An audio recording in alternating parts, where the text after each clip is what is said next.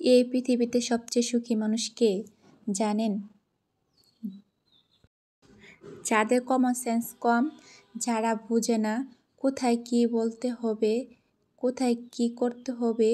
এই সেন্স যাদের যত বেশি, তাদের জীবন সমস্যা তত বেশি। তারা একটা কথা বলার আগে মানুষের কথা চিন্তা করে, মানুষ এটা কিভাবে নেবে এটা চিন্তা করে, মানুষে অসন্তুষ্ট হবে কি না, কষ্ট পাবে কি না, এগুলো তারা চিন্তা করে। এগুলো চিন্তা করতে করতে কথা যেটা বলার অনেক সময় বলতে পারে না। অনেক কিছু করতে ইচ্ছা হয়, করতে পারে না। কিন্তু এই যে কমন সেন্সের অভাব, যে মানুষগুলোর নির্বোধ, একেবারে সেন্সলেস, এই মানুষগুলি হচ্ছে সমাজে শান্তিতে থাকে। এই ধরনের মানুষের সংখ্যা সমাজে বেশি।